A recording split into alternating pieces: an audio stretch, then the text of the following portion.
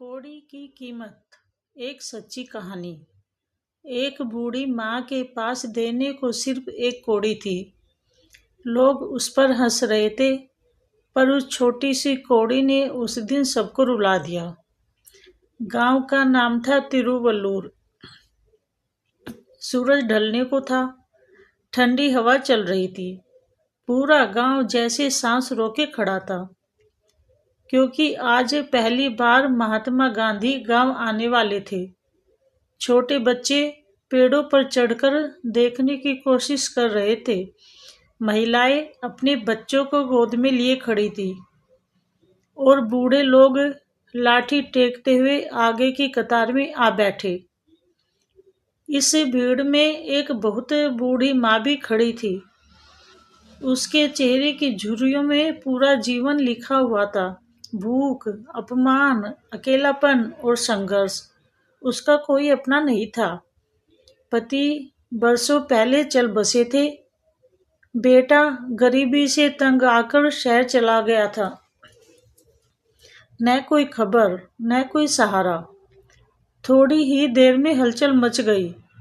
बापूजी आ गए, बापूजी आ गए।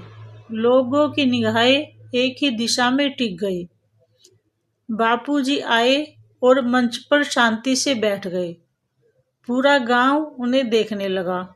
कोई उनके चेहरे की ओर टकटकी लगाए थे, कोई उनके कदमों की ओर देख रहा था। सब बेसब्री से उनके विचार सुनना चाहते थे। फिर बापूजी ने बोलना शुरू किया और उस पल ऐसा लगा जैसे पूरी सभा की सांसें थम गई हो। इतना सन्नाटा छा गया कि अगर जमीन पर सुई भी गिरती तो उसकी आवाज भी साफ सुनाई देती। बापूजी ने कहा, मैं आज हरिजन कल्याण के लिए दान इकट्ठा करने आया हूँ।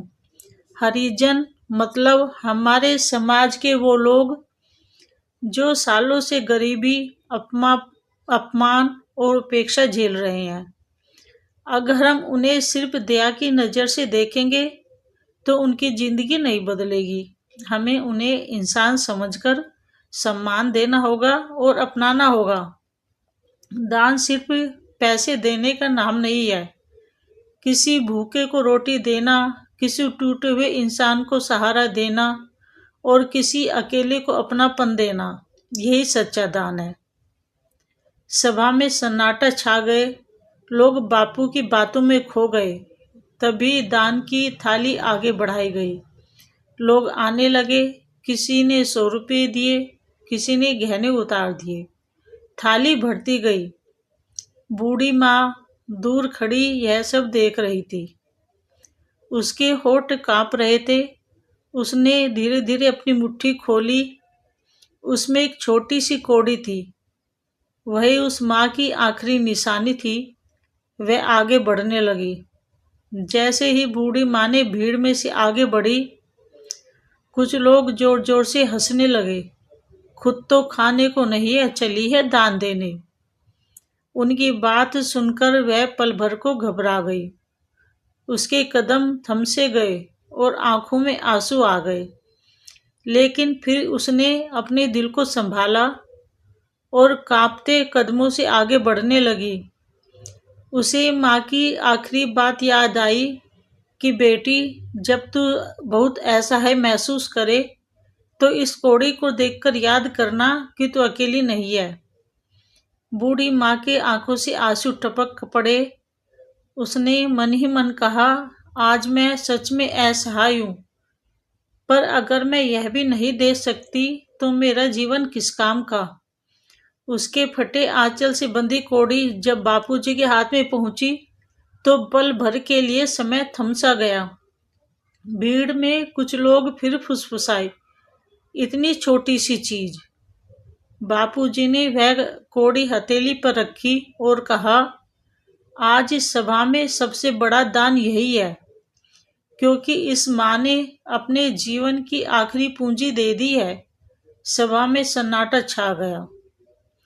एक आदमी बोला, बापूजी, क्या मैं इस कौड़ी को खरीद सकता हूँ? मैं इसके 10,000 रुपये देता हूँ। तभी कोई और बोला नहीं 20,000। लोगों में बोलियां लगने लगी। बूढ़ी माँ घबरा गई। उसने धीरे से कहा, बापूजी, मैं इसे बेचने नहीं आई, मैंने तो बस श्रद्धा से दिया था। तभी भीड़ में से एक मजदूर आगे आया। उसकी आंखों में नमी थी। बापूजी, यह कौड़ी खरीदने की चीज नहीं है, यह भावना है, और भावना की कोई कीमत नहीं होती। बापूजी भावुक हो उठे। उन्होंने कौड़ी अपने पास रख ली और बोले, माँ, आपकी भावना हमेशा मेरे साथ रहेगी।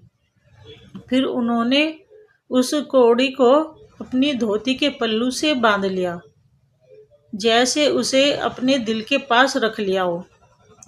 बापूजी ने सबको समझाया, सच्चा दान वह होता है जिसमें अपनापन, त्याग और श्रद्धा हो, क्योंकि दान हाथ से नहीं दिल से किया जाता है। फिर बूढ़ी माँ ने पहली बार सिर उठाकर देखा। उसकी आंखों में दुख से ज्यादा शांति थी, जैसे बरसों बाद किसी ने उसे इंसान की तरह देखा हो। सभा समाप्त हो गई। लोग अपने अपने घर लौट गए, लेकिन उस दिन गांव के लोगों में सब कुछ बदल चुका था। अब उन्हें समझ आ गया था कि दान क्या होता है। दान सिर्फ पैसे देना नहीं, दान है किसी को अपनेपन देना, और सच्चा दान हाथ से नहीं दिल से किया जाता है। अगर आपको यह कहानी अच्छी लगी हो तो वीडियो को लाइक कीजिए, अपनी राय कमेंट में जरूर बताइए, और ऐसी ही दिल को छू लेने वाली कहानियों के लिए चैनल को सब्सक्राइब करना मत भूलिए। धन्यवाद।